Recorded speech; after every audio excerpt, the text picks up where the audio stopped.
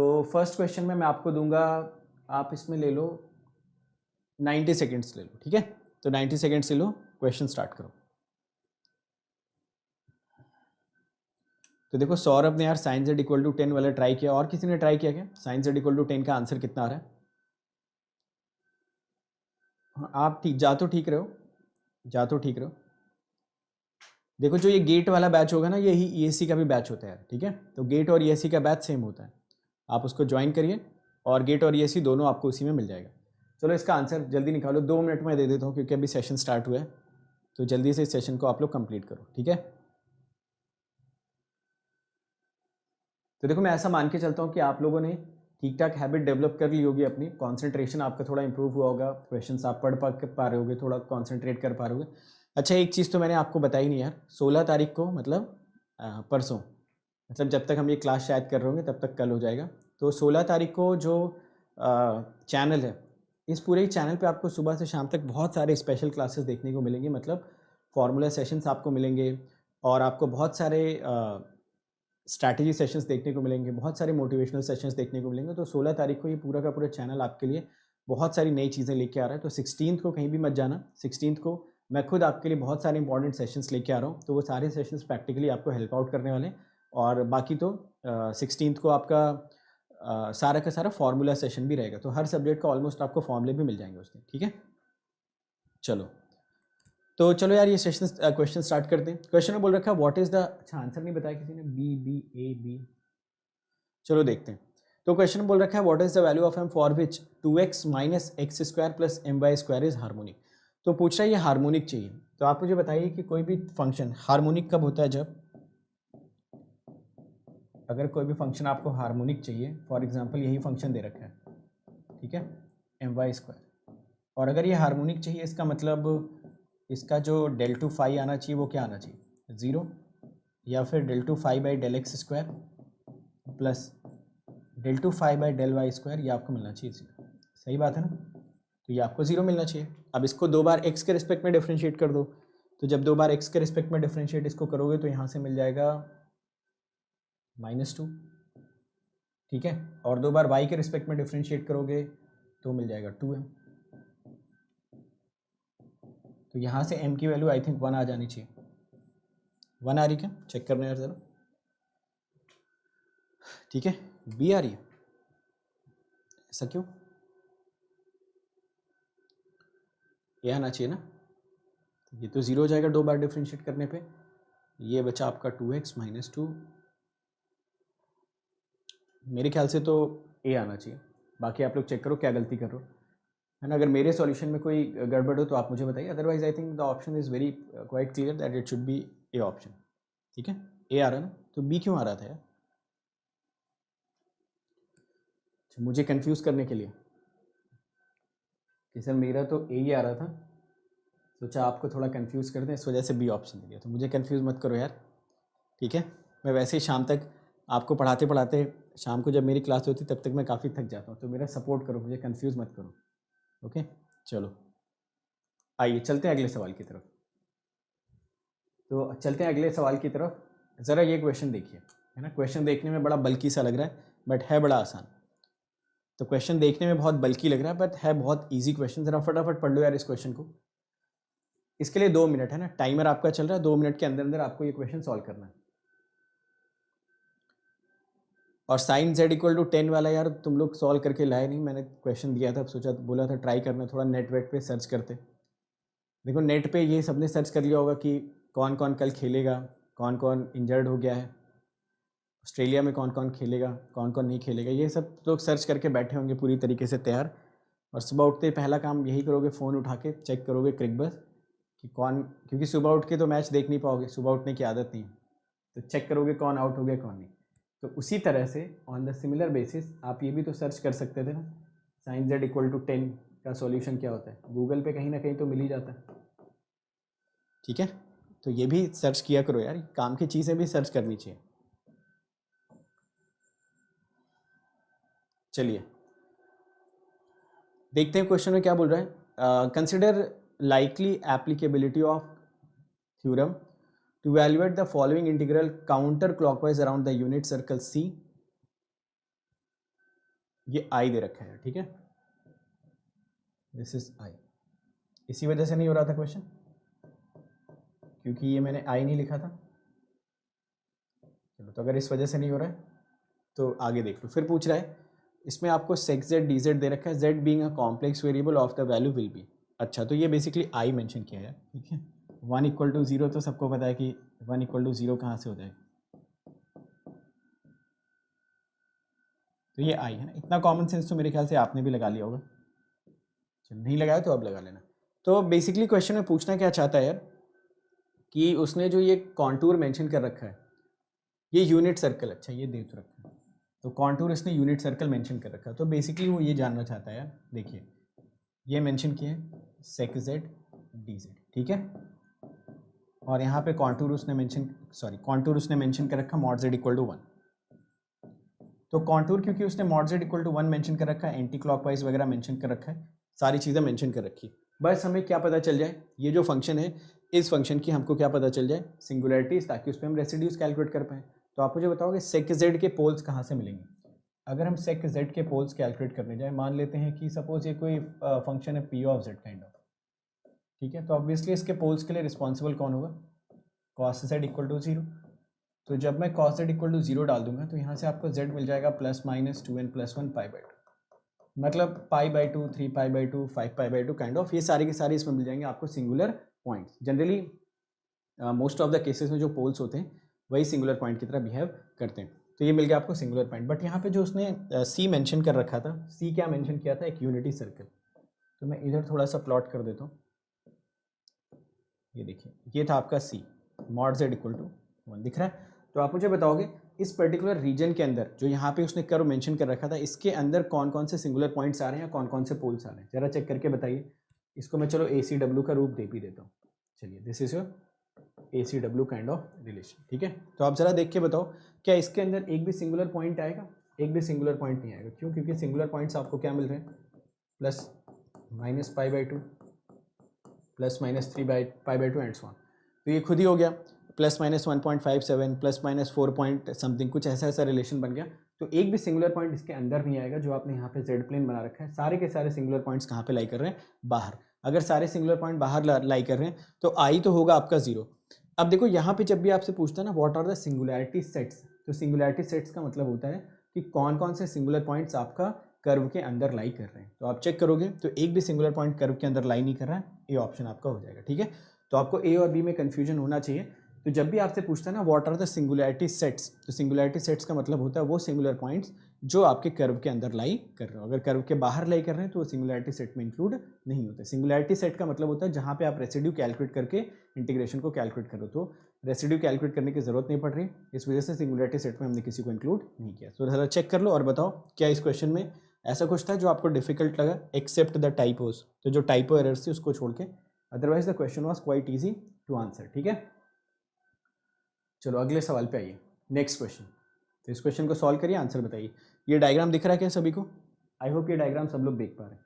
तो एक semi circular contour दे रखा है of radius 2 as shown in the figure, ठीक है, रेडियस पे मेंशन कर दिया। तो आई होप ये डायग्राम सबको दिख रहा है। ये 2 है, ये J2 है, ये J2 है, ये 0 दे रखा है और ये एंटी क्लॉकवाइज डायरेक्शन इसका मेंशन कर रखा है, ठीक है। तो ये जो डायरेक्शन है ना, मैं बना देता हूँ यार आपके लिए। ये देखो ये एंटी क्लॉकवाइज ना, ये डायरेक्शन इसने मेंशन कर रखी है। So this is anti-clockwise direction। ये है एंटी-क्लॉकवाइज डायरेक्शन जो यहाँ पे मेंशन करी गई। आंसर ए ऑप्शन काफी लोगों ने निकाला, राहुल और राज दोनों ही काफी पॉपुलर नाम, काफी सालों से। तो बाकी लोग भी आंसर दो यार जिनके नाम काफी सालों से पॉपुलर नहीं है, राहुल और राज के अलावा। A option. चलिए देखते हैं इस क्वेश्चन में क्या कर सकते हैं। तो चलो मैं इसको पार्शियल फ्रैक्शन कर ही दूँ ना, s-1 s+1, ठीक है। अब यहाँ पे इंपॉर्टेंट बात ये होती कि जब भी हम यहाँ पे रेसिड्यू थ्योरम लगाने वाले थे यार, है ना, रेसिड्यू थ्योरम जब भी हम लगाने वाले थे तो आप मुझे बता सकते हो कि मैं यहाँ पे प्लस 2πi डालूँ या माइनस 2πi डालूँ? बस मैं यही जानना चाहता हूँ, बाकी तो मुझे पता है कि आप कर ही लोगे।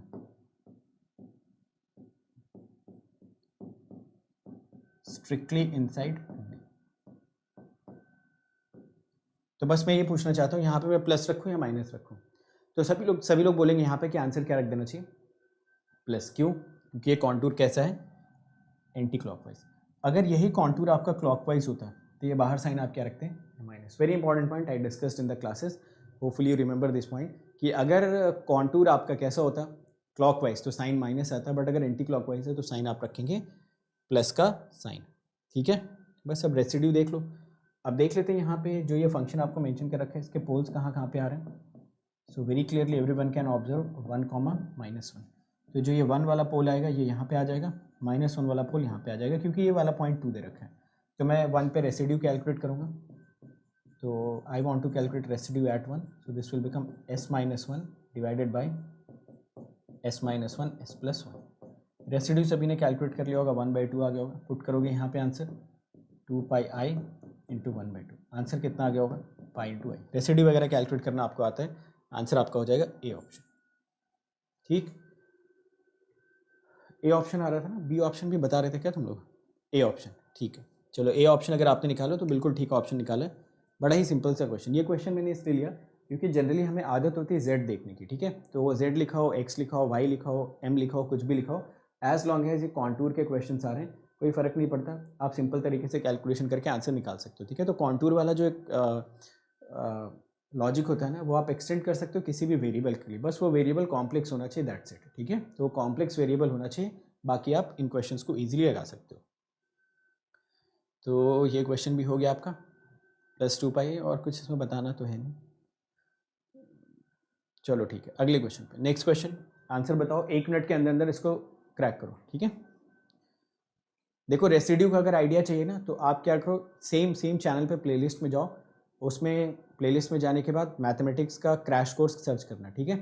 और उसमें कॉम्प्लेक्स फंक्शन का जो लास्ट लेक्चर, 3 ही लेक्चर लिए मैंने, सिर्फ 3 ही लेक्चर लिए, तो थर्ड वाले लेक्चर में आप जाओगे ना, तो वहाँ पे पूरा रेसिड्यू का समझा रखा है, शॉर्टकट्स वगैरह सब बता रखे हैं। तो एक बार आप वो वीडियो देख लो तो आपको आंसर समझ में आ जाएगा, ठीक है। देखो जिनको थ्योरी पढ़नी है ना यार, ये मैं हर बार सेशन से बता रहा हूँ, जिनको रेसिड्यू थ्योरम्स पढ़ना है, जिनको थोड़ा सा बेसिक थ्योरी का आइडिया चाहिए, तो इसी चैनल के प्लेलिस्ट में जाओ, एक दूसरी विंडो खोल लो और वहाँ पे 3 लेक्चर्स 1-1 घंटे के कंप्लीट कराएं। 3 घंटे में पूरा का पूरा रिवाइज करवाया था, वहाँ पे जाइए आप, उसके बाद लेक्चर्स को चेक कर लीजिए, ठीक है। ओके, चलो देखते हैं यार यहाँ पे। तो कल ही मैंने इस टाइप के क्वेश्चंस भी आपको करवाए थे। साइन जेड को अगर आप एक्सपैंड करोगे तो आपको मिलेगा z minus z³ upon factorial 3 plus z⁵ upon factorial 5 minus ये बढ़ा दिया आपने आगे। अब इसको z को अंदर लेके जाओगे तो जाहिर सी बात है आपको यहाँ पे एक्सप्रेशन क्या मिलेगा, 1/z² minus z by -1 factorial 3 plus z² by factorial 5, और इसको लेके जाइए आप कहाँ तक, इन्फिनिटी तक। अब आप देखो यहाँ पे इस सिस्टम में अगर पोल के लिए कोई कंट्रीब्यूट कर रहा है तो वो कौन है, ये वाला है जो पोल के लिए कंट्रीब्यूट करना चाहता है। तो ये पोल का ऑर्डर कितना दिख रहा है, pole of order 2, B option हो गया करेक्ट, ठीक है। तो आप देख रहे होगे कि क्वेश्चंस का जो नेचर है ना, वो मोर और लेस काफ़ी बेसिक है और बिल्कुल भी डिफिकल्ट नहीं है। तो चलो अगला क्वेश्चन, इसका भी आंसर यार जल्दी से बताइए सभी लोग। रैंडम वेरिएबल का यार साकेत सर ने ऑलरेडी ले लिया है। देखो रैंडम वेरिएबल रैंडम प्रोसेस एक तो सबसे पहले मैंने पढ़ाया था इसी चैनल पे, वो जाके देख लो। साकेत सर ने अभी क्रैश कोर्स लिया था और एक 12 आवर्स का मैराथन सेशन लिया था, वो भी आप देख सकते हो, ठीक है। तो दोनों में से जो भी आपको पसंद आए आप देख लो, जैसा भी आपके पास टाइम की अवेलेबिलिटी हो। जब पॉइंट कॉन्टूर पे होगा तो उस केस में आपका इंटीग्रेशन डिफाइन नहीं होगा, मतलब थ्योरम डिफाइन नहीं होगी। उस केस में आपको उसको ओपन इंटीग्रल में ब्रेक करके करना पड़ेगा, ठीक है। जब भी कॉन्टूर पे पॉइंट आ जाएगा उस केस में तुम्हारी थ्योरम डिफाइन नहीं होगी ना। जैसे मान लो मैं स्टोक्स थ्योरम बताता था ना, जैसे ये तुम्हारा स्टोक्स थ्योरम है, देखो ज़रा स्टोक्स थ्योरम, तो क्या ये स्टोक्स थ्योरम हमेशा वैलिड होता है क्या? नहीं होता ना। कब कब वैलिड नहीं होता, जब इस पर्टिकुलर ए का पॉइंट डिसकंटिन्यूअस हो जाता है इन द गिवन रीजन। तो अगर गिवन रीजन में ये डिसकंटिन्यूअस हो जाता है फिर ये थ्योरम वैलिड नहीं होता। तो क्या इसका आंसर भी निकाल पाते हो क्या? निकालते हो, क्या करते हो, इसको ओपन लाइन इंटीग्रल्स में ब्रेक कर लेते हो। सेम काम यहाँ पे भी करना है। कॉन्टूर अगर एकदम ऑन द एज आ जाए तो थ्योरम मत लगाना, उसको आप डिफरेंट पार्ट्स में ब्रेक कर लेना। z इक्वल टू पुट कर देना r e⁻j थीटा और सिंपल इंटीग्रेशन सॉल्व करना, कोई थ्योरम मत लगाना। समझ आया? कौन पूछ रहा है? रितेश। ठीक है ना रितेश? तो उस केस में बेसिक इंटीग्रेशन कैलकुलेट कर देना। मेरे कहने का मतलब ये, कभी कभी वहाँ से आंसर फाइनाइट भी आएगा, कभी कभी इनफाइनाइट भी आएगा। ठीक है, दोनों पॉसिबिलिटी आएगी, हमेशा इनफाइनाइट आएगा ज़रूरी नहीं, फाइनाइट भी आएगा। बट वहाँ पे आप सिंपल इंटीग्रेशन सॉल्व करो, z को पुट करो r e⁻j थीटा, dz को रखो, इंटीग्रेशन के लिमिट्स देखो, सॉल्व करो एंड आंसर कैलकुलेट करो। ठीक है, चलो रेसिड्यू कैलकुलेट करते हैं यार इस फंक्शन का। ये भी बड़ा सिंपल क्वेश्चन, तो इसमें सिंपल क्वेश्चन ही हैं, इसमें ज़्यादा डिफिकल्ट क्वेश्चन तो है ही नहीं। लीनियर अलजेब्रा को अगर हटा दो ना तो ज़्यादा डिफिकल्ट क्वेश्चंस बनते हैं। तो लिमिट z टेंडिंग टू 2। अच्छा, इंपॉर्टेंट बात यहाँ पे ये है कि ये जो z इक्वल टू 2 आ रहा है ना, इस बार ये सिंपल पोल नहीं रह गया है ना। तो अगर ये सिंपल पोल नहीं रह गया तो आपके क्या क्या रिस्पॉन्सिबिलिटी बनती है? सेकेंड ऑर्डर का पोल है तो 2 - 1 फैक्टोरियल करोगे, एक बार इसको करोगे डिफ्रेंशिएट, z-2 का होल स्क्वायर 1/z-1 का होल स्क्वायर z-2 का होल स्क्वायर। बाकी जब आपने यहाँ पे लिमिट z टेंडिंग टू, ये रेसिड्यू की बात चल रही है ना, तो ये रेसिड्यू कैलकुलेट। तो फाइनल एक्सप्रेशन जो आपके पास बच रहा है यार, वो बच रहा है d/dz/z-1 का होल स्क्वायर। अब यहाँ पे लिमिट z टेंडिंग टू 2, तो लिमिट z टेंडिंग टू 2, तो ये आपको मिल जाएगा -2 डिवाइडेड बाय z-1 का, z+2 दे रखा है यार।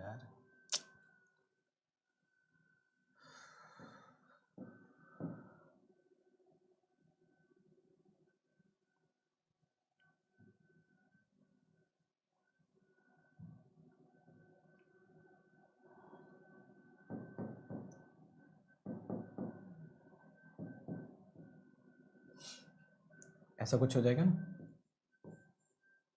z+2। तो आप देख लो ये कितना हो जाएगा, 464 - 1/32। तो शायद ए ऑप्शन आना चाहिए। आपका क्या आ रहा है? ए ऑप्शन आ रहा है ना? हाँ ठीक है। तो आई थिंक सभी लोगों का ए ऑप्शन यहाँ से आ रहा है। कुछ करने की ज़रूरत नहीं, सिंपली ये आपका मिल जाएगा -2/64। आंसर कितना आ जाएगा? -1/32, -1/32। देखो मैं आपको एक पॉइंट बताता हूँ कि जब आप एग्ज़ाम वगैरह देने जाते हो ना, तो कभी मैं अपना एक्सपीरियंस बताता हूँ आपको। जो मैंने सबसे पहला कॉम्पिटिटिव एग्ज़ाम दिया था अपनी लाइफ का, तो मतलब सबसे पहले कॉम्पिटिटिव एग्ज़ाम में मुझसे क्या हुआ था कि पहला ही क्वेश्चन मेरे कॉपी में था माइक्रो प्रोसेसर का। ठीक है, और माइक्रो प्रोसेसर मतलब मैं ज़बरदस्त तैयार करके गया था कि 8085 के क्वेश्चन तो कोई मतलब ही नहीं है कि गलत हो सकते हैं। तो 8085 में पूरा ज़बरदस्त तैयार करके गया था, और उन दिनों काफ़ी पूछा भी जाता था 8085, मतलब 2-3 मार्क्स के पूछे जाते थे। हर एक किसी एग्ज़ाम में तो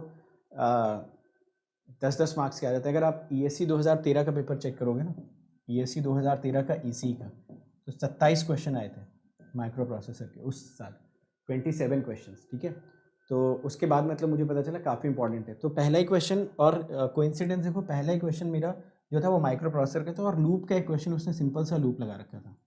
ठीक है, अब वो क्वेश्चन जब मैं करने लगा ये लूप वाला, उसमें मेरे वेस्ट हो गया 10 मिनट्स, और जो आंसर आ रहा है वो एक भी ऑप्शन में नहीं दिया। कभी कभी क्या होता है कि चलो गलत आ गया, कम से कम ऑप्शन में तो दिख रहा है, तो गलत ही भर के आगे बढ़ जाओ, कम से कम एक मोमेंटम तो मिलेगा, एक स्टार्ट तो मिलेगा। पहला ही क्वेश्चन माइक्रो प्रोसेसर का, उसमें भी मैं इसमें लगा पड़ा हूँ JNZ, बार बार लूप में जा रहा हूँ, लूप के बाहर आ रहा हूँ, आंसर ही नहीं आ रहा है, बार बार 13H आ रहा है, और ऑप्शन में एक भी ऑप्शन 13H सही नहीं रखा है। अब मैं सोच रहा हूँ मैं तो गलत हो नहीं सकता, कुछ ऑप्शन में ही गलती होगी।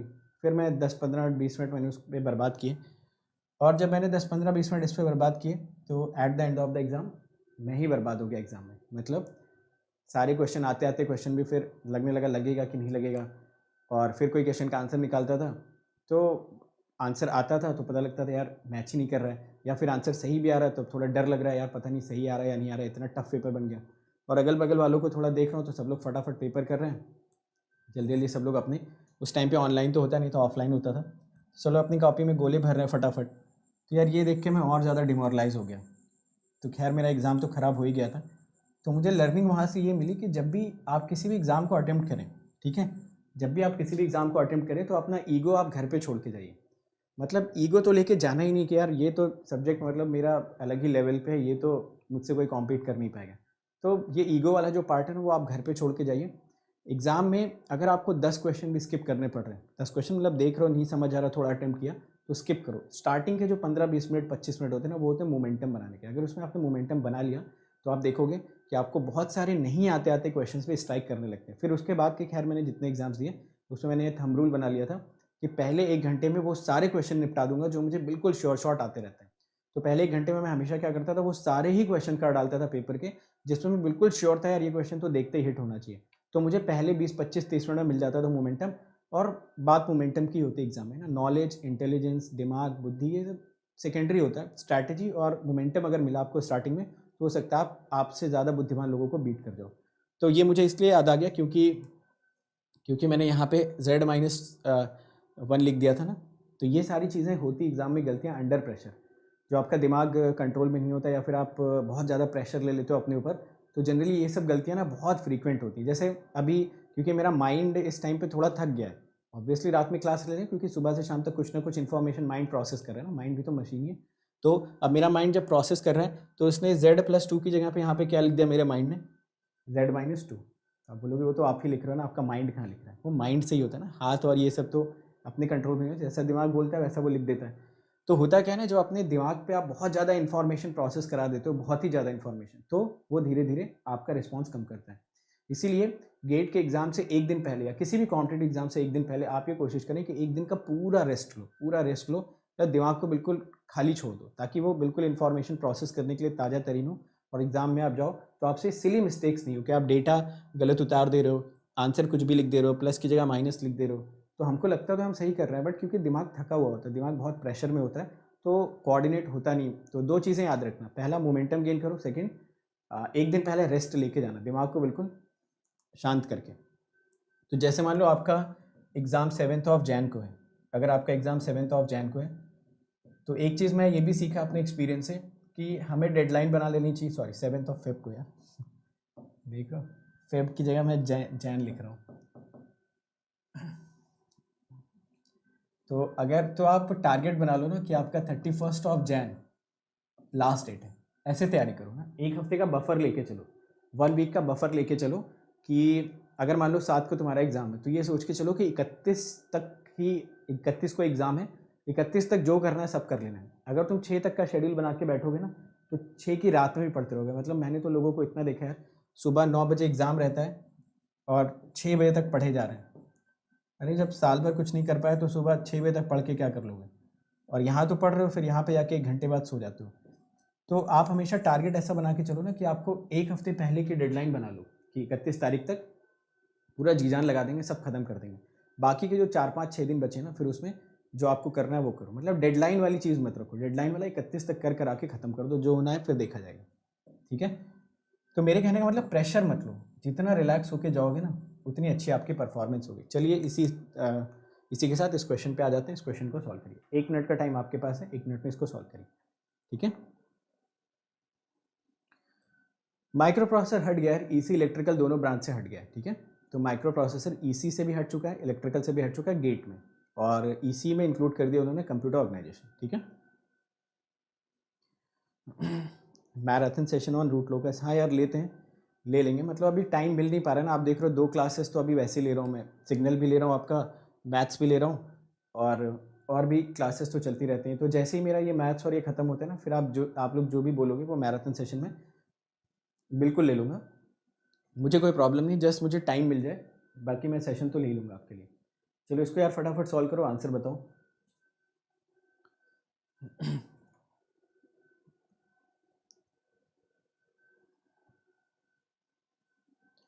ये लिमिट वाले फॉर्मूले किसी भी तरह के पोल पे रेसिड्यू कैलकुलेट करने के लिए यूज़ कर सकते हैं, बट आपका जो फंक्शन होना चाहिए कॉम्प्लेक्स होना चाहिए। ठीक है? यहाँ पे जो z यूज़ हो रहा है ना, जब तक ये कॉम्प्लेक्स है तब तक कर सकते हो, अगर रियल होगा फिर नहीं कर पाओगे। समझ गए ना? मतलब जैसे यहीं पे अगर मैं s लिख देता s डोमेन में तो भी काम चल जाता, बट जब आप किसी रियल फंक्शन को इंटीग्रेट करोगे ना फिर आप ये यूज़ नहीं कर पाओगे रेसिड्यू वाला। ठीक है ना? कौन पूछ रहा? आदर्श। मिस्टेक्स मैंने बताया ना कैसे अवॉइड करोगे यार, एक तो घर पे प्रैक्टिस करो, एक तो टेस्ट दो, घर पे जब तक बैठ के गलतियां नहीं करोगे तब तक एग्जाम में गलतियां होंगी। और टेस्ट दो और उसके बाद दिमाग को एक एग्जाम से एक दिन पहले थोड़ा शांत रखो, मतलब इन्फॉर्मेशन कम प्रोसेस करो। ज़्यादा इन्फॉर्मेशन प्रोसेस करोगे तो वो थक तो जाएगा ही ना। चलिए इस क्वेश्चन को सॉल्व करते हैं। तो यहाँ पे अगर आप नोटिस करें तो एफ जेड दे रखा है, यहाँ पे आपको कैलकुलेट करना है 1 plus F Z by Z.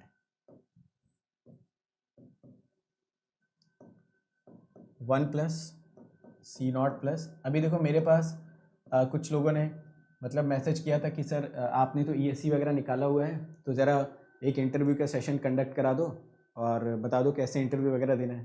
तो अब मैं क्या इंटरव्यू का सेशन कंडक्ट करा दूँ यार, मेरे खुद इंटरव्यू में कितने मार्क्स आए थे, तो अब मैं लोगों को कैसे इंस्पायर कर पाऊँगा कि आप इंटरव्यू में अच्छा करिए, है ना। इंस्पायर मैं ये कर सकता हूँ भाई कि अच्छी रैंक लेके आओ, क्योंकि मैं अच्छी रैंक लेके आया था, ज़्यादा से ज़्यादा मैं ये बोल सकता हूँ ना। बट इंटरव्यू में हाँ क्या क्या मैंने गलतियाँ की थी उस पर मैंने एक सेशन ज़रूर लिया था कि मैंने इंटरव्यू में क्या क्या गलतियाँ की थी। बट अब मैं ये कैसे बता सकता हूँ कि इंटरव्यू में अच्छे मार्क्स कैसे लाए जब मैं खुद नहीं लेके आ पाया था। समझ रहे हो मेरी बात को। तो मुझे ये नहीं पता कि अच्छे नंबर, क्योंकि यूपीएससी में कभी अच्छे नंबर मिले ही नहीं, मतलब मैक्सिमम जो मुझे मार्क्स मिले थे आई थिंक मुझे 92 मार्क्स मिले थे आउट ऑफ 200, मिलते ही नहीं थे नंबर वहाँ पे। तो फिर मैंने मना कर दिया कि यार ये तो नहीं बता पाऊंगा कि अच्छे नंबर कैसे लाएं, ये बता सकता हूँ कि गलती क्या क्या ना करें। तो वो वाले सेशंस मैंने, क्योंकि अभी आपको पता होगा रिजल्ट आ चुका है ना यूपीएससी का, ये बता सकता हूँ रैंक अच्छी कैसे लाएं, बट जो चीज़ खुद ही नहीं किया वो मैं क्या बताऊँ कि कैसे करूँ। जेड स्क्वायर, ठीक है। तो आपको यहाँ से क्या मिल गया, ये फंक्शन मिल गया। आप सभी को दिख रहा है यहाँ पे आप जो आपका रेसिड्यू आ रहा है वो रेसिड्यू कैसा आ रहा है, जेड इक्वल टू 0 पे रिपीटेड पोल आ रहा है। तो अगर मैं यहाँ पे पोल की बात करूँ तो जेड इक्वल टू 0 पे आपको आ रहा होगा रिपीटेड पोल, ठीक है। तो अगर आप यहाँ पे रिपीटेड पोल देख ही पा रहे हो और ये पूरा का पूरा फंक्शन आपको मेंशन कर रखा है, इसको मैं यार कुछ कैपिटल एफ जेड मान देता हूँ आपके लिए। यहाँ पे जो उसने मेंशन कर रखा है वो मेंशन कर रखा है यूनिटी सर्कल। तो ये ले लीजिए रियल जेड, ये इमेजिनरी जेड। आंसर यार नहीं बता रहे हो तुम लोग, आंसर भी तो बताते रहो यार। ये मॉड जेड इक्वल टू 1, ठीक है। तो ये मॉड जेड इक्वल टू 1, जाहिर सी बात है कि जेड इक्वल टू 0 के दोनों पोल इसके अंदर आ जाएंगे। क्वेश्चन में कुछ मेंशन किया क्लॉकवाइज एंटी क्लॉकवाइज, कुछ मेंशन नहीं किया। तो डिफॉल्ट हमेशा क्या लेके चलेंगे, ACW। डिफॉल्ट मैंने आपको बताया था ACW। दो अगर टेक्निकली पूछा जाए तो इसके दो पॉसिबल आंसर्स आ सकते हैं, एक प्लस वाला भी और एक माइनस वाला भी, ठीक है। चलो तो यहाँ से रेसिड्यू कैलकुलेट करते हैं जेड इक्वल टू 0 पे। अगर आप जेड इक्वल टू 0 पे रेसिड्यू कैलकुलेट करोगे तो आपको मिल जाएगा limit Z tending to 0 Z square capital F of Z. तो यहाँ पे डाल दो यार जेड टेंडिंग टू 0। अच्छा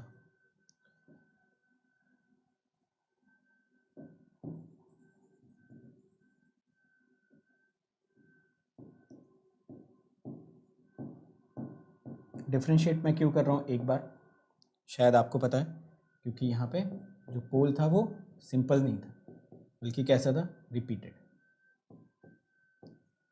तो यहाँ से जो आप जेड स्क्वायर मल्टीप्लाई कर देंगे तो आपको मिलना चाहिए C1 plus C naught Z plus Z, ठीक है। तो अब यहाँ से वैल्यूज़ कैलकुलेट करो, आपको यहाँ से मिल जाना चाहिए C नॉट प्लस 1, ये रेसिड्यू आना चाहिए C नॉट प्लस 1, ठीक है। और इस कैलकुलेशन का आंसर कितना हो जाएगा, कुछ मेंशन नहीं किया था तो प्लस 2πi। वही रेसिड्यूज़ आप कैलकुलेट करेंगे, सॉरी उन्हीं पोल्स पे रेसिड्यूज़ कैलकुलेट करेंगे जो आपके गिवन कॉन्टूर के अंदर लाई कर रहे हो। तो आपके यहाँ पे दोनों ही पोल्स गिवन कॉन्टूर के अंदर लाई कर रहे थे, तो आप आंसर लिख देंगे यहाँ से 1 प्लस सी। ऑप्शन क्या हो जाएगा 2πj 1 plus C naught, D option, ठीक है। समझ आ गया सभी को, हाँ डी ऑप्शन कर लो, उसको डी कर लो। आई थिंक ये पॉइंट आप सभी लोगों को समझ में आ गया ना। तो क्वेश्चन बड़ा सिंपल था, क्वेश्चन में बस उसने जो ये फंक्शन था ना, इस फंक्शन को उसने डिफाइन करने के लिए एक बेसिक फंक्शन की मदद ली थी। तो पहले उसने एक बेसिक फंक्शन दिया, उस फंक्शन से एक नया फंक्शन बनाया जिससे z इक्वल टू 0 पे आपके आगे रिपीटेड पोल्स अगर z इक्वल टू 0 पे रिपीटेड है तो जाहिर सी बात है रेसिड्यू निकालते टाइम पे एक बार तो डिफरेंशिएट करना ही पड़ेगा। रेसिड्यू आप कैलकुलेट करो, फिर क्लॉकवाइज एंटी क्लॉकवाइज को ध्यान रखते हुए आपने प्लस और माइनस के बारे में सोचा ज़रूर, हालांकि क्वेश्चन में कुछ मेंशन नहीं किया था, तो आपने बाय डिफॉल्ट एंटी क्लॉकवाइज लिया और प्लस का साइन बाहर लगा के आंसर कैलकुलेट कर लिया, ठीक है। तो ये सारी चीज़ें आप सोचते भी रहें, ठीक है। तो ये सोचते भी रहें। अगला क्वेश्चन करिए। ये क्वेश्चन यार किसी से भी गलत नहीं होना चाहिए, ठीक है। तो ये क्वेश्चन किसी से गलत नहीं होना चाहिए। हाँ डिजिटल यार मैंने प्लस पे करवाया हुआ है, ठीक है। बट जब मैं डिजिटल करवा रहा था तो उस टाइम पे क्रिएट्रिक्स की टीम पूरी की पूरी टीम नहीं आई थी।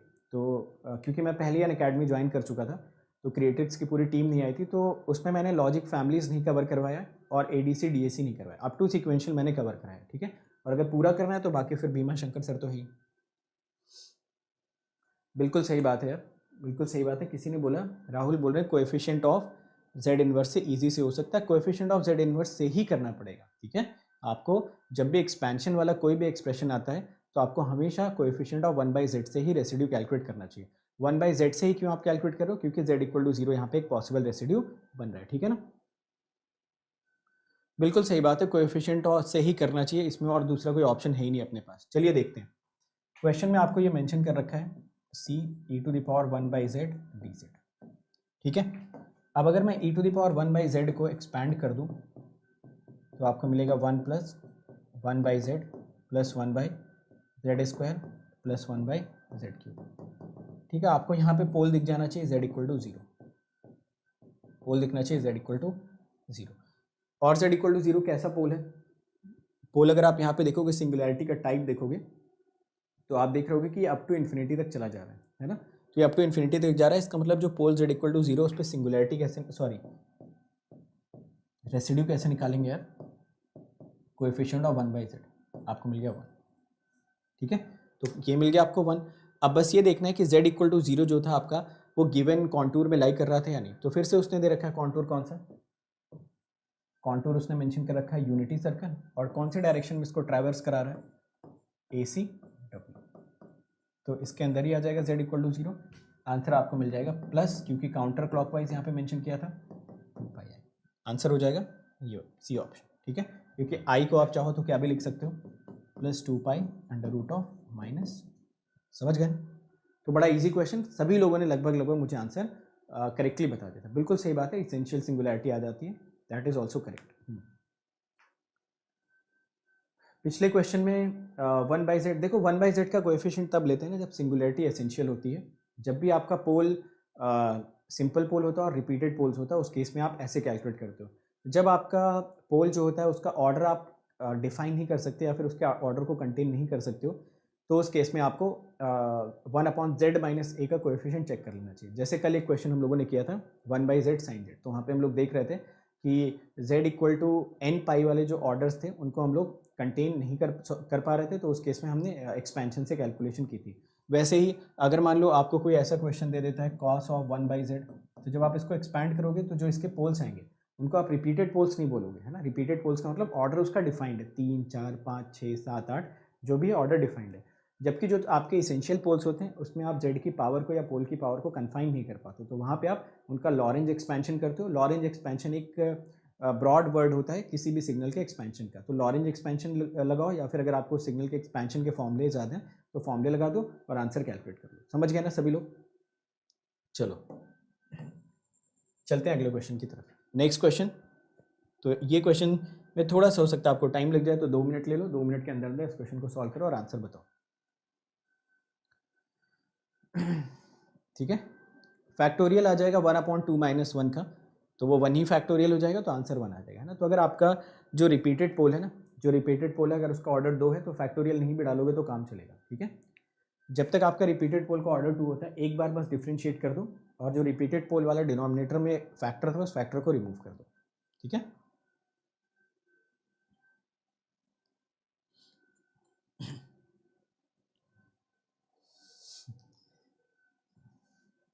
बिल्कुल यार, अलाउड है, आपका रहना है यहाँ पे, बिल्कुल आप रह सकते हो, पढ़ सकते हो, सीख सकते हो, हमें भी कुछ सिखा सकते हो अगर आपको कुछ एक्स्ट्रा आता है तो। So this is always a knowledge exchange session, ठीक है। आप अपनी नॉलेज हमें बताइए, मेरी नॉलेज आप लीजिए,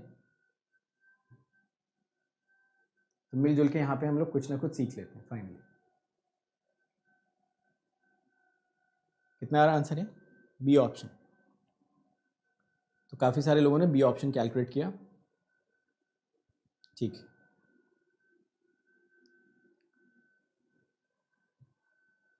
ठीक है, चलो। सेशन में यार तुम लोग ये सब क्या लिखते हो? तुमको पता है ना कि मेरी शादी हो चुकी है, तो अब मैं कैसा भी लगूँ उससे क्या फ़र्क पड़ता है? कोई फ़र्क पड़ता है क्या? नहीं पड़ता ना। चलिए, तो जब आपकी भी शादी हो जाएगी तब आपको भी पता चलेगा कि कोई फ़र्क नहीं पड़ता है, अल्टीमेटली क्या करना होता है कि आपको अपने काम पे फोकस करना होता है। चलिए, तो ये क्वेश्चन सॉल्व करते हैं और इस क्वेश्चन को हम लोग देखते हैं क्या दे रखा है। तो मैं एक सिंपल सा लॉजिक आपको बता देता हूँ। ये देखिए, z माइनस ए प्लस आई भी अगर आपको मेंशन कर रखा है, ठीक है, तो ये क्या रिप्रेजेंट करता है? बाय द वे मैंने इसको लिख दिया, सपोज आर लिख लो, तो ये सेंटर क्या हो गया यार? सेंटर आप सभी लोगों को पता है कि ए कॉमा बी हो जाएगा, ठीक है, और रेडियस क्या हो जाएगा? आर। एक तो यार तुम लोग नाम इतने क्रिएटिव रखते हो सभी लोग कि अब मुझे समझ में नहीं आता कि वो आपका असली नाम है या नकली नाम है। असली नाम रख क्या होना है यार, क्या प्रॉब्लम है? बट नकली नाम भी तुम लोग काफ़ी क्रिएटिव रखते हो। तो चलो, ये पॉइंट मिला। तो जरा यहाँ पे देखते हैं, ये जो मेंशन कर रखा है mod of z plus 1 equal to 1, ठीक है, तो आप इसको ऐसा भी तो लिख सकते हो ना, I0 इक्वल टू 1। चेक कर लो, ऐसा लिखा जा सकता है ना? तो ऐसा लिख सकते हैं। तो यहाँ पे लिखे mod of z minus minus 1 plus I0। तो सेंटर आप सभी लोगों को यहाँ से कितना मिल जाएगा? एवरीवन कैन सी, सेंटर आपको मिलेगा -1 प्लस 0। रेडियस आपको कितना मिल जाएगा? रेडियस आपको मिल जाएगा 1, ठीक है ना यार? तो अगर आपको सेंटर -1, 0 मिल गया, रेडियस 1 मिल गया, तो अगर आप यहाँ से सर्कल बनाओ, तो सर्कल बनाना देखो कितना आसान है। यहाँ से ये हो गया -1, 0 का सेंटर और रेडियस थी 1, तो मतलब ये दूरी आपकी 1 मिलनी चाहिए और ये डिस्टेंस भी आपकी 1 होनी चाहिए। तो ऑब्वियसली ये वाला पॉइंट हो गया -2, 0।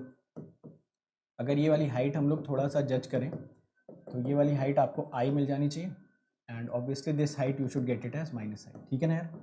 तो आपको समझ आ गया कि i -i तो यहाँ मिल गया, -1 यहाँ पे मिल गया, और ये सारे के सारे फैक्टर्स मिल गए। अब आइए यहाँ पे हम लोग कैलकुलेट करते हैं इसके सिंगुलैरिटीज़। तो अगर आप इस सिग्नल की सिंगुलैरिटीज़ कैलकुलेट करेंगे या पोल कैलकुलेट करेंगे, तो z⁴ इक्वल टू 1 दे रखा है, मतलब यहाँ से तो आपको z प्लस माइनस i और प्लस माइनस 1 मिल जाना चाहिए, ठीक? ये दिख रहा है सबको? तो आप देखेंगे यहाँ पे जो 4 पोल्स आ रहे हैं, चारों के चारों सिंपल पोल आ रहे हैं। ये चीज़ अपने साथ अच्छी हो गई। अगर ये चारों के चारों सिंपल पोल आ रहे हैं तो आपको सब पे तो रेसिड्यू कैलकुलेट करना नहीं है, आपको चेक करना है कि कौन सा इसमें से ऐसा पोल है जो आपके कॉन्टूर के अंदर लाई कर रहा है। तो आई होप आप सभी लोग देख पा रहे होगे कि सिर्फ एक सिंगल ही पोल ऐसा है जो आपके कॉन्टूर के अंदर एग्जिस्ट कर रहा है, बाकी तो इस कॉन्टूर के बाहर है। और सिंपल पोल पे रेसिड्यू कैलकुलेट करने का मैंने आपको एक सिंपल सा तरीका बताया था कि जब भी आपको z इक्वल टू -1 पे कैलकुलेशन करनी, सिंपल पोल है, तो मैं इस z² को होल्ड करके रखता हूँ, इसको नीचे वाले को मैं एक बार डिफ्रेंशिएट कर देता हूँ, तो यहाँ से मिल गया 4z³, यहाँ से आंसर मिल जाना चाहिए -1/4। समझ आ गया ना? तो यहाँ पे आपको कुछ करने की ज़रूरत नहीं है। मैंने आपको बताया था पोल अगर सिंपल होते हैं ना, एक सिंपल पोल पे रेसिड्यू कैलकुलेट करना है, तो जो आपका न्यूमरेटर होता है वो न्यूमरेटर को होल्ड करके रखो, और डिनोमिनेटर का जो पोर्शन उस पोल में कंट्रीब्यूट कर रहा है उसको एक बार आप डिफ्रेंशिएट कर दो, ठीक है?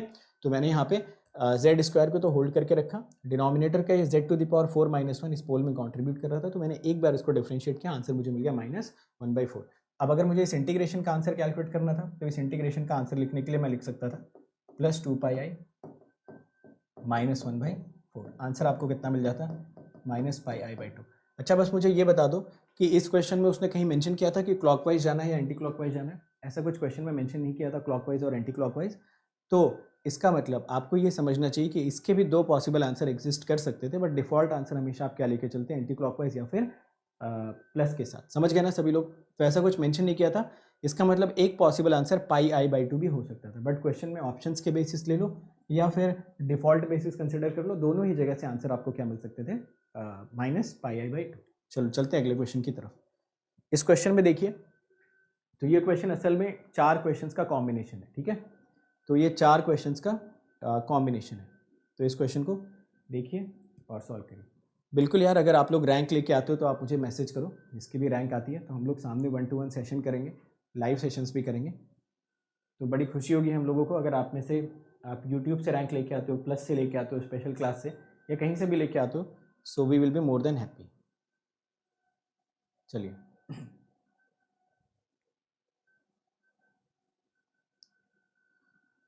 अजय, बिल्कुल यार, रेसिड्यू डिपेंड नहीं करता है, इंटीग्रेशन डिपेंड करता है, ठीक है? अगर आप रेसिड्यू कैलकुलेट करते हो तो रेसिड्यू का पाथ से एज सच कोई लेना देना नहीं है, बट जब आप इंटीग्रेशन कैलकुलेट करते हो या कॉचीज रेसिड्यू थ्योरम लगाते हो, तो उस केस में जो अगर कॉन्टूर होता है आपका, अगर वो कॉन्टूर एंटी क्लॉकवाइज डायरेक्शन में है, तो जो आप फॉर्मूले याद करते हो ना, उस फॉर्मूले में बाहर प्लस लगा लिया करो, +2πi। और अगर वही कॉन्टूर क्लॉकवाइज डायरेक्शन में है तो आपको बाहर -2πi लगा लेना चाहिए, ठीक है? अगर आपको इसके बारे में और इन्फॉर्मेशन चाहिए, आप इसी चैनल की प्लेलिस्ट में जाइए, वहाँ पे मैथमेटिक्स क्रैश कोर्स करके एक आपको प्लेलिस्ट मिल जाएगी। उस क्रैश कोर्स में आप कॉम्प्लेक्स फंक्शंस के लेक्चर में जाइए और वहाँ पे मैंने काफ़ी डिटेल में आपको समझा रखा है कि ये कैसे काम करता है और क्वेश्चंस में कैसे अप्लाई करना चाहिए, ठीक है।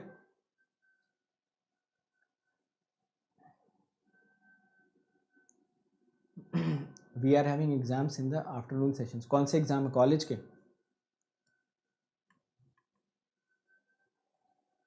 कॉलेज के एग्जाम्स के लिए पूछ रहा हूँ, माइंड कैसे एक्टिव रखना है। चलो देखते हैं इस क्वेश्चन को, ठीक है। आते हैं अभी आपके क्वेश्चन पे, पहले इसका आंसर कर देते हैं। तो ज़रा इस क्वेश्चन को ध्यान से देखिए। देखो, एक ऐसे क्वेश्चंस पे ना सबसे बड़ी दिक्कत ये होती है कि ये नॉट हम पढ़ना भूल जाते हैं, है ना। तो ये नॉट बड़ा इंपॉर्टेंट होता है, इसको ज़रूर पढ़ो। कि पूछ रहा है कि which of the following statements is not true, मतलब पूछ रहा कौन सा गलत है। तो पहले वाले में देखो रेसिड्यू कैलकुलेट करते हैं। रेसिड्यू अगर आप कैलकुलेट करोगे एट z इक्वल टू 1, तो क्या करें? सिंपल पोल है ना, देखो ना, क्या z इक्वल टू 1 एक सिंपल पोल है। तो ऊपर वाले को मैं होल्ड कर लेता हूँ z को, नीचे वाले को डिफ्रेंशिएट कर देता हूँ, आंसर आ गया 1/2, ठीक है। तो पहला आंसर तो आ गया 1/2, पहला बिल्कुल ठीक है। सेकंड, मैंने आप सभी लोगों को एक इंपॉर्टेंट कॉन्सेप्ट बताया था, सेकंड वाला याद है क्या आपको? मैंने बोला था कि अगर कोई वेक्टर कंजर्वेटिव होता है तो उसका क्लोज लाइन इंटीग्रल हमेशा 0 होता है। एट द सेम टाइम अगर कोई कॉम्प्लेक्स फंक्शन एनालिटिक होता है तो भी उसका क्लोज लाइन इंटीग्रल 0 होता है। ये मैंने आपको साइड बाय साइड चार्ट बना के कंपेयर कराया था, याद है सभी लोगों को? कितने लोगों को ये कंपैरिजन याद है, ज़रा बताना जल्दी से। कि मैंने दो चार्ट बनाए थे, एक तरफ मैंने बनाया था वेक्टर, एक तरफ बनाया था कॉम्प्लेक्स फंक्शन। यहाँ पे मैं लिख रहा था open line integral depends upon the end points but does not depend upon the path between them. Open line integral does not depend upon the path between them, depends upon the end points. फिर close line integral 0, close line integral 0। तो जो काम आपका एक vector function conservative होने के बाद करता है, वही काम एक कॉम्प्लेक्स फंक्शन एनालिटिक होने के बाद करता है। तो कोई भी वेक्टर फंक्शन अगर आपका कंजर्वेटिव होता है तो उसका क्लोज लाइन इंटीग्रल हमेशा 0 मिलता है। एट द सेम टाइम अगर आपका कोई भी complex function analytic in nature होता है तो भी उसका क्लोज लाइन इंटीग्रल आपको हमेशा 0 मिलता है, ठीक है। तो ये सबको पता है कि जेड स्क्वायर आपका क्या होता है? एनालिटिक, बड़ा ही पॉपुलर फंक्शन। तो जेड स्क्वायर आपको अगर याद नहीं है तो आप याद कर लो, एनालिटिक होता है। आप इसमें जेड स्क्वायर को एक्सपैंड करो तो आपको क्या मिल जाएगा? X square minus y square plus i 2xy। तो यहाँ से अगर आप चाहो तो इसको u मान लो और इसको v मान लो, ठीक है। और आप यहाँ से CR इक्वेशंस को वेरीफाई करा सकते हो,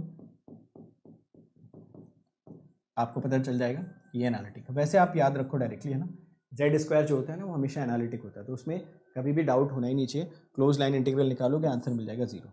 चलो नेक्स्ट पे आते हैं, थर्ड वाले पे। 1/2πi 1/z equal to 1। तो मैं सिर्फ इतने हिस्से को अगर कंसिडर करूँ, इस सेगमेंट को, तो इसका आंसर मुझे मिलेगा +2πi residue at z equal to 0। तो z इक्वल टू 0 पे अगर रेसिड्यू आप कैलकुलेट करोगे तो आपको 1 मिल रहा होगा ना। यहाँ पे देखो z इक्वल टू 0 पे रेसिड्यू कैलकुलेट करोगे 1 मिलेगा, आंसर 2πi आ जाएगा डिवाइडेड बाई 2πi, आंसर मिल जाएगा 1। बट यहाँ पे एक चीज़ हम थोड़ा सा कन्विंस नहीं है कि ये कैसे इंश्योर हो गया कि z इक्वल टू 0 आपका कॉन्टूर के अंदर लाई करेगा, है ना। ऐसी कोई इन्फॉर्मेशन शायद क्वेश्चन में नहीं दे रखी है जहाँ तक मैं देख पा रहा हूँ। तो क्वेश्चन में ऐसा कोई इन्फॉर्मेशन मुझे नहीं दिख रहा है कि ये जो mod z equal to z equal to 0 वाला जो पोल आना चाहिए वो आपका कॉन्टूर के अंदर आएगा, ऐसी कोई इन्फॉर्मेशन नहीं है। तो शायद इसका आंसर 0 भी हो सकता था, शायद इसका आंसर 1 भी हो सकता था। तो अगर वर्स्ट केस में मुझसे पूछा जाता तो मैं सी ऑप्शन को भी बिल्कुल सही तो नहीं बोलता बट इसको गलत भी नहीं बोल सकते, तो दोनों के बीच में 50-50 हम लोग रखते हैं, ठीक है। चलो नेक्स्ट पे आते हैं, Z bar is an analytic function. ये तो चेक करना पड़ेगा यार जेड बार को। तो जेड बार का मतलब क्या हो गया?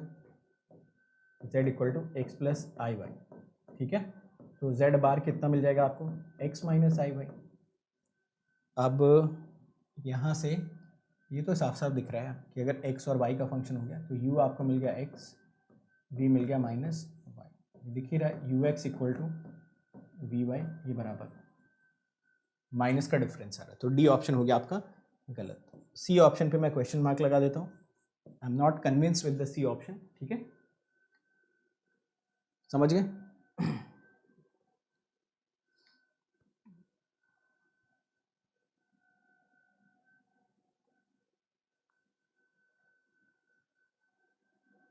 ठीक। Polynomial functions are entire function, absolutely correct. Z square is an entire function, बिल्कुल सही बात है। जो जितने में एंटायर फंक्शंस होते हैं आप z में कोई भी पॉलिनोमियल लिख लीजिए, अगर ये z cube plus Z square plus Z plus one भी होता तो भी आंसर सही होता। और कौन क्या पूछ रहे हैं? पोल इनक्लोज्ड क्लॉकवाइज डायरेक्शन में,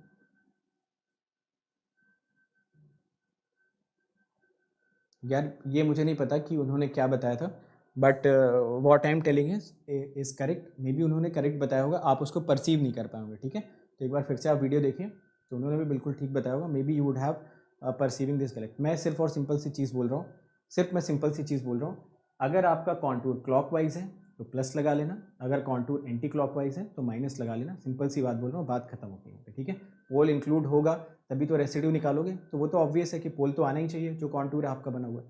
तो कॉन्टूर के अंदर आपका पोल या सिंगुलैरिटी प्रेजेंट होनी चाहिए। उसके बाद कॉन्टूर का डायरेक्शन चेक करो, अगर वो एंटी क्लॉकवाइज है तो बाहर प्लस लगा लेना, और अगर क्लॉकवाइज है तो माइनस लगा लेना। तो मैं आपको सजेस्ट करूँगा एक बार दोबारा आप जाके लेक्चर देखिए, उन्होंने भी यही सेम चीज़ बताई होगी। चलिए आते हैं अगले क्वेश्चन पे। तो ये क्वेश्चन सॉल्व करो, इसका आंसर बताओ।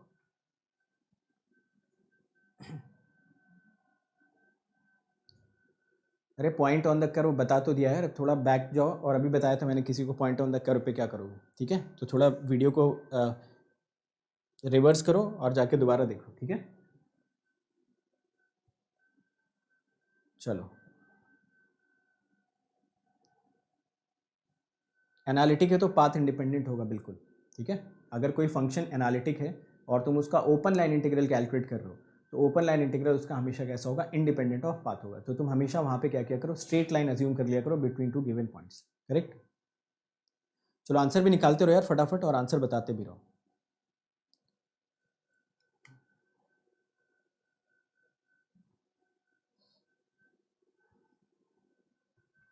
जीरो जीरो 0.5, जीरो कैसे निकाल दिया यार तुम लोगों ने इतनी जल्दी?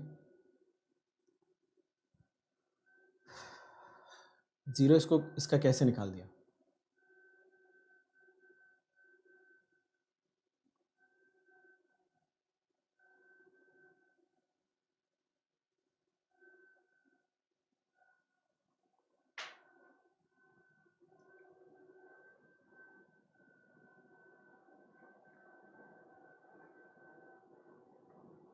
-0.5 -1 1/2। चलो आते हैं इसके, मैं एक दो मेथड्स आपसे वन बाय वन डिस्कस करता हूँ, ठीक है। देखो यार, जिनको थ्योरी में प्रॉब्लम हो रही है, मैं एक बार फिर से रिपीट कर दे रहा हूँ। जिनको थ्योरी में दिक्कत हो रही है ना यार, सेम चैनल पे जाओ, सेम चैनल पे जाइए, वहाँ पे प्लेलिस्ट बनी हुई है, प्लेलिस्ट में मैथमेटिक्स का क्रैश कोर्स खोल लो। वहाँ पे जो मैंने कॉम्प्लेक्स फंक्शन डिस्कस कर रखा है ना, उसको एक बार आप देख लीजिए। उसके बाद वापस इस वीडियो पे आ जाएंगे, तो यहाँ से आपको प्रॉब्लम सॉल्विंग प्रैक्टिस मिल जाएगी। चलिए देखते हैं। तो मैं इस क्वेश्चन का पहला तो जो मुझे इंस्टेंटली समझ आ रहा है, इसी बहाने कम से कम ये मेथड की भी प्रैक्टिस हो जाएगी। मैं क्या करता हूँ, चलो इस 2πi को बाद में लेंगे। देखो कभी कभी क्या होता है ना, जब आप इंटीग्रेशन सॉल्व करने जाते हो, तो अगर बाय द वे आपको किसी क्वेश्चन में कुछ स्ट्राइक नहीं करे, तो अभी मैंने थोड़ी देर पहले भी आपको सजेस्ट किया था, आप जेड को क्या पुट कर लिया करो, r e⁻i थीटा। यहाँ पे उसने क्वेश्चन में मेंशन भी कर रखा है, जो कॉन्टूर है it is clockwise, counter clockwise और यूनिट सर्कल उसने मेंशन कर रखा है। तो काउंटर क्लॉकवाइज और यूनिट सर्कल अगर आप कंसिडर करोगे, ये देखो, तो ये हो गया counter clockwise, mod z equal to 1। तो अगर आपने यहाँ पे z equal to r e⁻i theta डाला है, तो r की वैल्यू 1 हो जाएगी, e⁻i थीटा। मतलब जब जब मैं इस कॉन्टूर पे मूव करूंगा, हर एक जगह पे मैं z की वैल्यू e⁻i थीटा अज्यूम कर सकता हूँ। तो यहाँ से dz की वैल्यू आपको कितनी मिल जाएगी, dz की वैल्यू आपको मिल जाएगी i theta e⁻i theta D theta, है ना। तो अगर यहाँ पे z के रिस्पेक्ट में करोगे, तो यहाँ पे आपको e वाले के रिस्पेक्ट में करना पड़ेगा, और e के रिस्पेक्ट में अगर आप करते हो तो आपको मिल जाएगा ये पूरा का पूरा फंक्शन। इसको फिर से लिख देता हूँ यार। तो ये वाला मेथड भी याद रखो, क्योंकि अगर मान लो किसी क्वेश्चन में आपको कुछ समझ में नहीं आता है, तो आप ये मेथड अगेन वहाँ पे यूज़ कर सकते हो, ठीक। तो जस्ट e⁻i थीटा का e⁻i थीटा, आई थीटा का करोगे तो आई डी थीटा आपको फाइनली मिल जाना चाहिए। आइए यहाँ पे सारी वैल्यूज़ पुट कर देते हैं। ज़रा यहाँ से देख के बताइए, अगर आप real part of z calculate करोगे तो आपको क्या मिलेगा, cos theta. Real part of z अगर आपने कैलकुलेट किया तो आपको मिला कॉस थीटा। डी जेड की वैल्यू ऑलरेडी हम लोग कैलकुलेट कर चुके हैं, कॉस थीटा प्लस आई साइन थीटा डी थीटा, और आई का एक फैक्टर बाहर आ रहा था, तो ये फैक्टर मैंने बाहर अज्यूम कर लिया। फाइन, चलो अब देखो आप यहाँ पे अगर मल्टीप्लाई करो यार आई, एक इंटीग्रेशन आपको मिलेगा cos square theta D theta, obviously limit 0 से 2 पाई होगी, और एक दूसरा एक्सप्रेशन आपको मिलेगा sine 2 theta by 2 D theta. ठीक है, लिमिट अगर मान लो मुझे पुट करना है तो लिमिट 0 से 2 पाई हो जाएगी थीटा में, तो वो पुट करना चाहो तो पुट कर लो, अदरवाइज अगर डायरेक्ट परसीव कर पा रहे हो तो और भी अच्छी बात। ये आई होप फाइनल एक्सप्रेशन सबको दिख जाना चाहिए। दिख रहा है ना सभी को ये फाइनल एक्सप्रेशन? तो ज़रा चेक कर लो यार, रियल पार्ट ऑफ z दिया था, z को मैंने माना R U to the power I theta which happens to be E to the power I theta, D Z निकाला, सिंपली उठा के सारी चीज़ें यहाँ पे पुट कर दी। यहाँ से मुझे क्या मिला, एक तो ये मिल गया e to the power I theta i d theta, तो डी थीटा का आई बाहर रखा, e to the power I theta यहाँ पे, और रियल पार्ट आपको कॉस थीटा दिखा। अब आप मुझे खुद बता दो कि यहाँ पे इसकी वैल्यू तो मिल जाएगी पाई, इसकी वैल्यू मिल जाएगी 0, तो यहाँ से आपको क्या मिल गया, पाई टाइम्स आई। चेक करो, दिख रहा है सभी को पाई टाइम्स आई। तो अगर ये मिल गया आपको पाई टाइम्स आई, अब उसके बाद यहाँ से कैलकुलेट कर लो, ये था आपका 1/2 pi i into pi times i, answer यहाँ से आपको मिलना चाहिए 0. ज़रा चेक करिए और मुझे बताइए, चलेगा? चलो देख लो यार, एक बार देखो इसको और बताओ।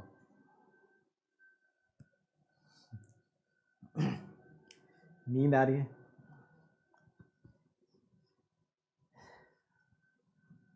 नींद पे मैं अगर किसी दिन मुझे टाइम मिलेगा तो मैं आपको एक कहानी सुनाऊंगा, काफ़ी मोटिवेशनल स्टोरी है। ठीक है, तो मैंने भी कहीं सुनी थी तो मुझे काफ़ी मोटिवेशन मिलता था, तो मैं अभी आपको सुनाऊंगा अगर कभी मुझे टाइम मिलता था। करेक्ट? पहले ये देखो, ये चेक करो, ये पूरा मेथड एक बार ज़रा मुझे बताना कितने लोगों को आसानी से समझ में आ गया।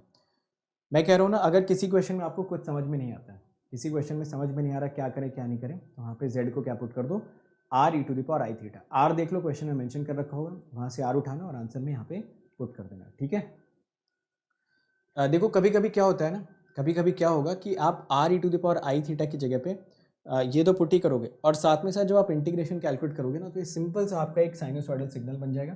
साइनोसॉइडल के केस में आंसर आप कैलकुलेट कर लेना। ठीक, बट यहाँ पे इंपॉर्टेंट ये है कि आप, चलो मैं बता देता हूँ, थोड़ा सा आपको आइडिया दे देता हूँ।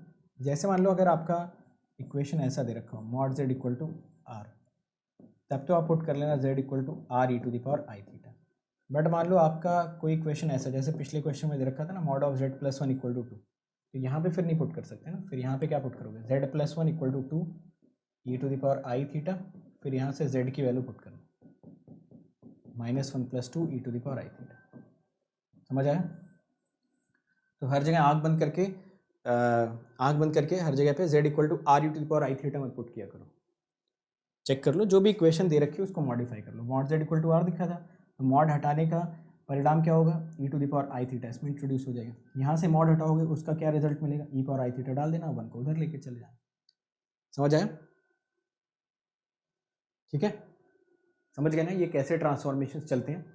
जैसे मान लो ये क्वेश्चन था, तो आप जाके खुद से ट्राई करना, ये क्वेश्चन आ गया, ये क्वेश्चन, तो अगर आप इसमें ये ट्रांसफॉर्म करके भी करोगे ना तो भी आपको सेम आंसर मिलेगा। मतलब यहाँ पे आप z की जगह पे हर जगह पे क्या पुट कर देना, ये -1 + 2 ई to the power I theta, ये पुट करना, dz की जगह पे वापस से वो पुट कर देना, पूरा सॉल्व करना, सेम आंसर यहाँ से भी आपको मिल जाएगा।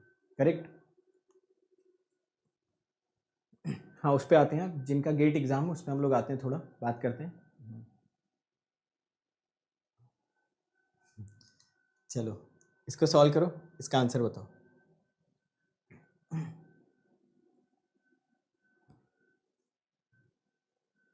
तो देखो जो यूट्यूब सेशंस होते हैं ना, जैसे ये हमारा टेक्निकल सेशन चल रहा है, तो टेक्निकल सेशन में अगर मैं कहानी सुनाऊंगा और कहानी वाले सेशन में अगर पढ़ाऊंगा ना, तो थोड़ा मामला उल्टा हो जाएगा ना।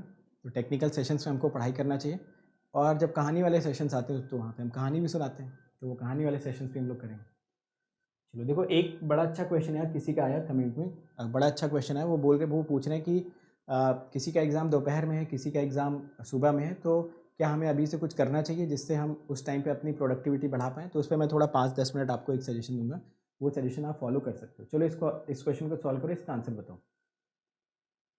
इसमें पूछ रहा है कि in the following integral C encloses the points 2πj - 2πj। तो ये तो बड़ा ही आसान सा सवाल लग रहा है मुझे तो एक नज़र में, आप भी बताइए।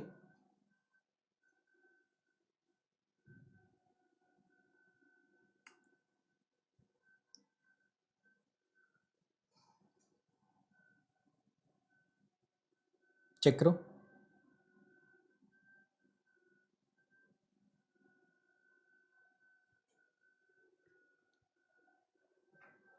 चलिए ज़रा चेक करते हैं इस क्वेश्चन को। तो इस क्वेश्चन में ये मेंशन कर रखा है, ये वाली कैलकुलेशन पहले सॉल्व करते हैं। साइन जेड अपॉन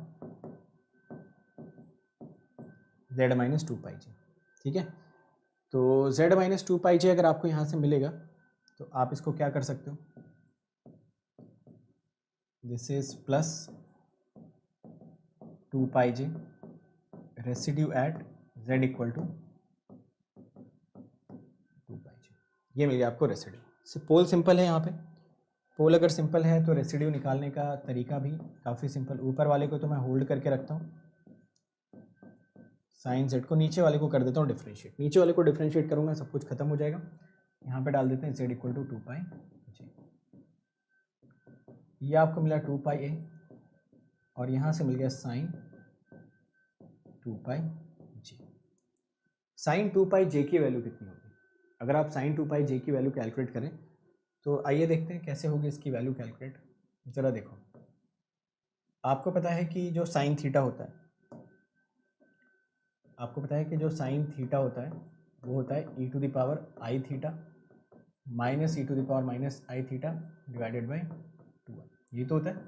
तो अगर आप यहाँ पे साइन 2 पाई आई डाल देते हो तो ये मिलेगा आपको e to the power minus 2 pi, e to the power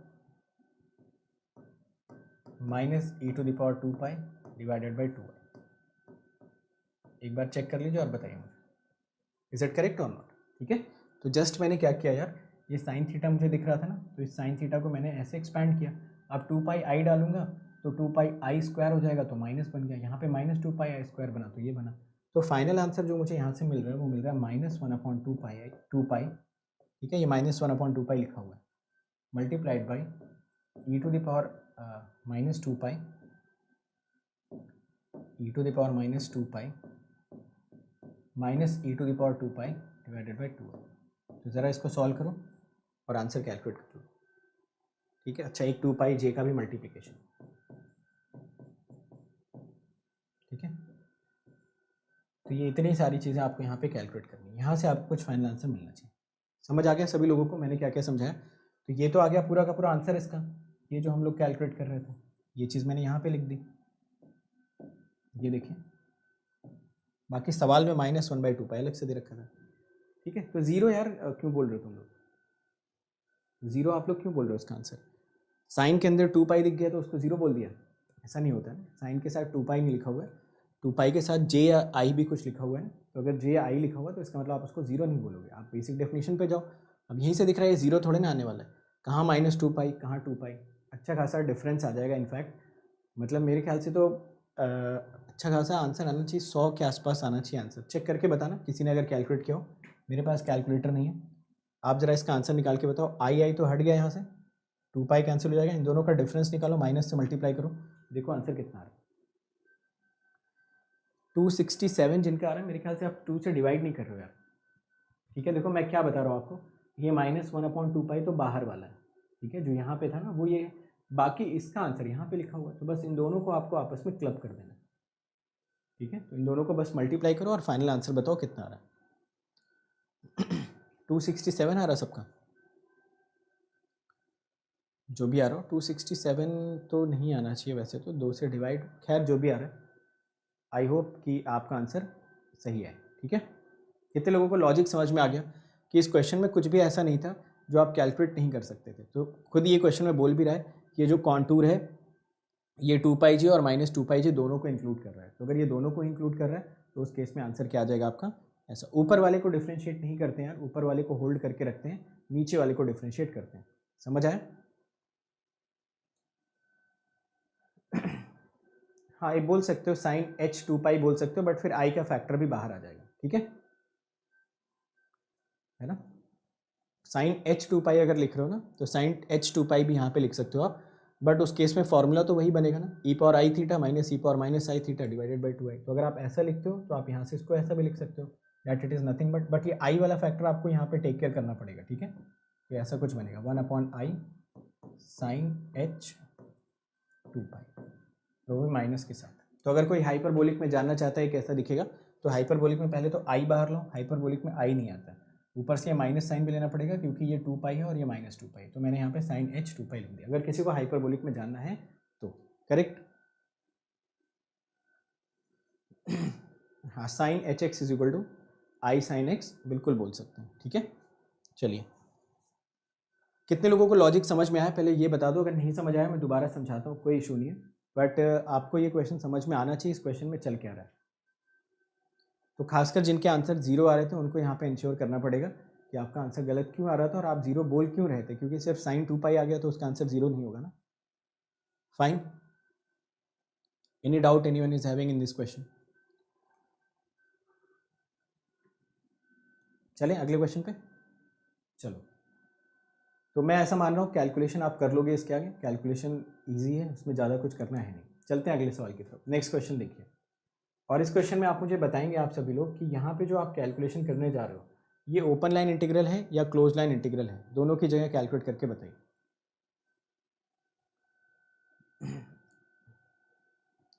sine की जगह लॉग हो तो लॉग का करेंगे क्वेश्चन, और क्या जो होगा वो करेंगे, ठीक है।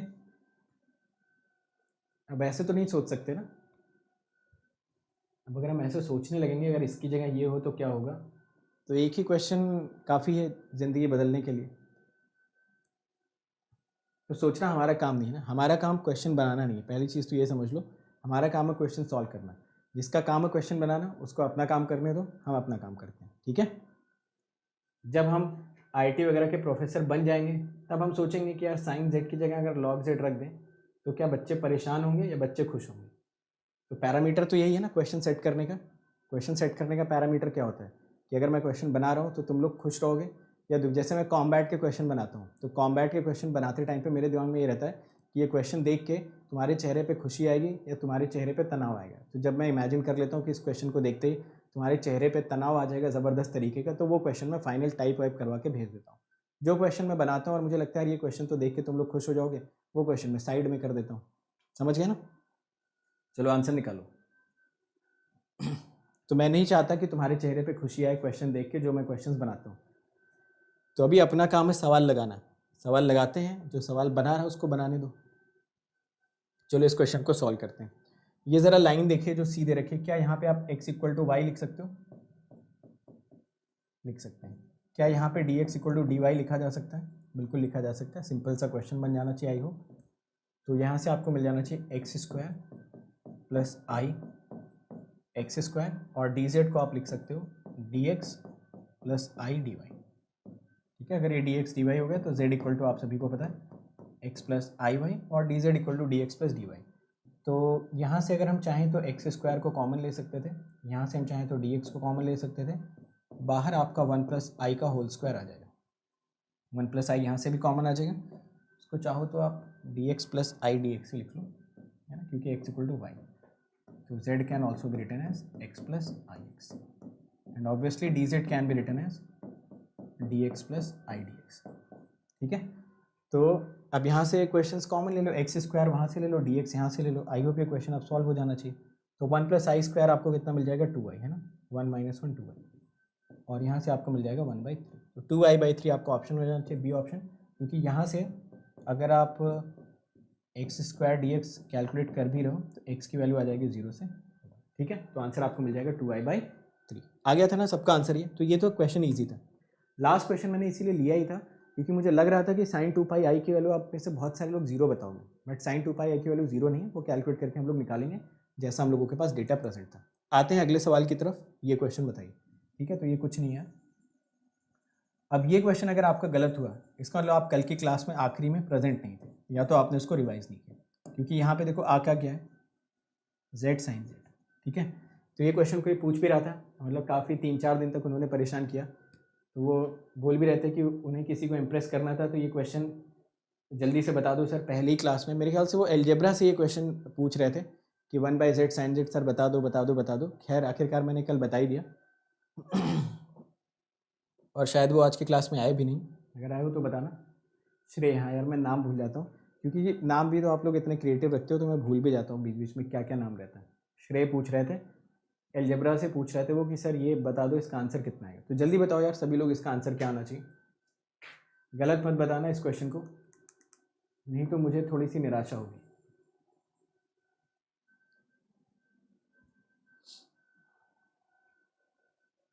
श्रेय ने ये क्वेश्चन पूछा था, सही बात है। और सिर्फ एक क्वेश्चन के लिए वो काफ़ी दिन से, काफ़ी टाइम से मतलब उसने सारे लेक्चर अटेंड कर लिए एक सिंगल क्वेश्चन को पूछने के लिए। ठीक है, क्या आंसर आ जाएगा? C option.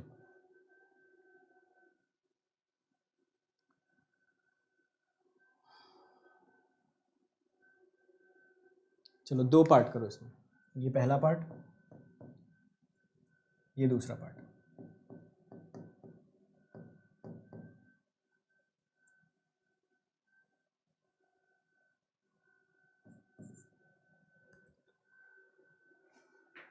तो ये फर्स्ट पार्ट, ये सेकंड पार्ट, दोनों का आंसर चाहिए मुझे। ठीक है, अब बताओ। ठीक है चलो, पहले का मैंने मान लिया सी ऑप्शन है, 0 आ रहा है। जरा मुझे सेकंड का निकाल के बताइए, सेकंड का आंसर कितना आ रहा है। z इक्वल टू, इस पे तो चलो मैं मान गया आपकी बात कि ठीक है x² + y² इक्वल टू 1 पे 0 आ जाएगा। इस पे ज़रा बताना कितना आंसर आ जाएगा। x² + y² इक्वल टू 4 पे।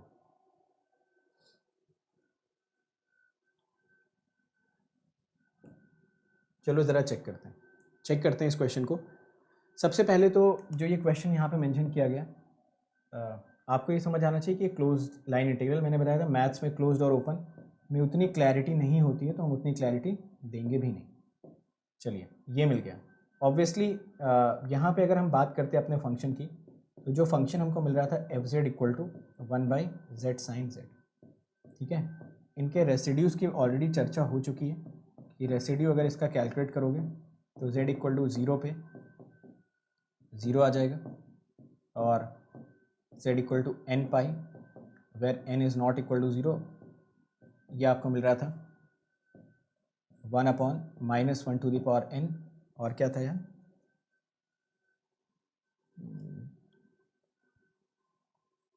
n पाई। ठीक है, तो ये आपको एक्सप्रेशन मिल रहा था। कल हम लोगों ने रेसिड्यू कैलकुलेट किया था, अगर आप सभी लोगों को याद हो तो। इंपॉर्टेंट बात ये थी कि ये रिपीटेड पोल था,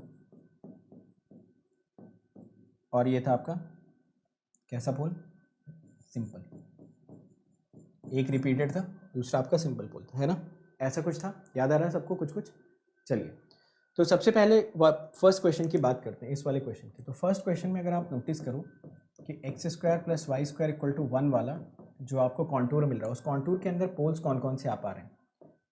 तो अगर आप नोटिस करते हैं इसके अंदर ये 1, ये -1, तो इसके अंदर ये z इक्वल टू 0 वाला ही पोल आ पाता, क्योंकि अगर आप z इक्वल टू पाई या -पाई रखते तो दोनों ही इससे बाहर निकल जाते, है ना। तो इसका मतलब ये z इक्वल टू n पाई वाला तो कोई भी पोल इसके अंदर नहीं आने वाला था, अगर मैं इसको x² + y² इक्वल टू 1 का रूप देता। अगर मैं इसको x² + y² इक्वल टू 1 का रूप देता, तो उस केस में मुझे सिर्फ पता था कि ये z इक्वल टू 0 का रिपीटेड पोल ही इसके अंदर आ पाएगा, ना तो पाई इसके अंदर आ पाएगा, ना तो -पाई इसके अंदर आ पाएगा। तो आपको पहले से ही पता है कि real part of z equal to 0 का जो रेसिड्यू आ जाएगा वो 0 आ जाएगा। उस पर्टिकुलर केस में आंसर आपको क्या लिख देना चाहिए था, +2πi, और एक ही रेसिड्यू आ रहा था वो भी 0, आंसर आ गया 0। बट सेकेंड वाले में देखो क्या हो रहा है। सेकेंड वाले में अगर मैंने x² + y² इक्वल टू 4 कर दिया है, तो आप सभी लोग मुझे बताइए एवरीवन, फिर ये पॉइंट कितना हो गया, -4, ये पॉइंट कितना हो गया 4। अब इस केस में देखो कितने सिंगुलर पॉइंट्स को ये इंक्लूड कर पाएगा, कितने पोल्स को इंक्लूड कर पाएगा। इस बार आई थिंक 3 पोल्स को इंक्लूड, 4 को कर लेगा अगर इसको रिपीटेड माने तो। ठीक है, तो एक z इक्वल टू पाई भी आ जाएगा, एक z इक्वल टू -पाई को भी इंक्लूड करता है। ठीक है, एक का रेसिड्यू तो आपको पता है z इक्वल टू 0 वाला 0, बट पाई और -पाई वाले रेसिड्यूज आपने यहाँ पे लिख रखे हैं। ठीक, तो ज़रा मुझे बताइए कि अगर आप रेसिड्यू कैलकुलेट करोगे एट z इक्वल टू पाई, वो आपको कितना मिल जाएगा। वो आपको मिलेगा, n की जगह पे आपको 1 पुट करना है। जब आप n की जगह पे 1 पुट करोगे तो आपको मिलेगा -1/पाई, करेक्ट। ठीक है, वैसे ही अगर मुझसे कोई पूछता है what is the residue at z equal to -pi, तो अगर z इक्वल टू -पाई पे कैलकुलेट करोगे मतलब n की जगह पे -1 पुट करना है। n की जगह पे अगर -1 पुट करोगे तो ये माइनस और ये माइनस, ये मिल गया आपको 1 + पाई। इवेंचुअली आप नोटिस करोगे कि इस केस में भी रेसिड्यूज 0 नहीं आ रहे थे, बट रेसिड्यू का सम 0 आ रहा था, तो यहाँ से भी आपको इंटीग्रेशन का आंसर कितना मिलता प्लस 2πi इंटू 0। समझ गए ना? तो पहला वाला जो केस था ना, फर्स्ट वाला केस, उसमें तो रेसिड्यू ही 0 आ गया, मतलब एक ही पोल था मॉड z इक्वल टू 1 के अंदर और उस पोल पे रेसिड्यू ही 0 आ रहा था। बट सेकंड वाले केस में आप नोटिस करते हो तो आपके पास 4 पोल्स थे, जिसमें से 2 तो रिपीटेड थे और उनका रेसिड्यू 0 था। But z equal to pi और z equal to minus pi वाले पोल्स का रेसिड्यू नॉन जीरो नहीं था, बट जो आपने अल्टीमेटली उनको सम करा then answer came out to be 0। समझ आ गया सभी लोगों को? रेडियस 2 के लिए भी 0 हो जाएगा ना। इनफैक्ट अगर आप अभी नोटिस करो ना, अभी आप नोटिस करो तो आप कोई सा भी रेडियस ले लो, आप कोई भी रेडियस ले लो, यहाँ पे चेक करो, देखो तो आप कोई भी रेडियस ले लो जहाँ पे आप ये n की वैल्यूज ऑड रख रहे हो, आप कोई भी रेडियस ले लो जहाँ पे आप ये n की वैल्यू कितनी रख रहे हो, ऑड रख रहे हो, उन सारे ही केसेस में आपको आंसर कितना मिल जाएगा?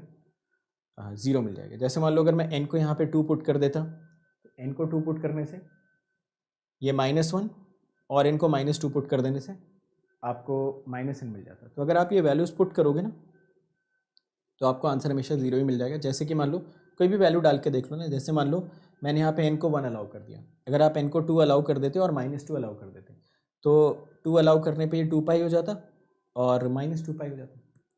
तो आप n की कोई भी वैल्यू अलाउ करो यहाँ पे ना, 3 रख लो, 4 रख लो, 5 रख लो, उसी के अकॉर्डिंगली आप चेक कर सकते हो। ठीक, मॉड z इक्वल टू 4, अच्छा ये पूछ रहा है, इसको 16 कर लो यार, बिल्कुल सही बात है, ये रेडियस तो 2 हो जाती है ना, इसको मुझे 16 लिखना चाहिए था। अब तो ठीक है ना?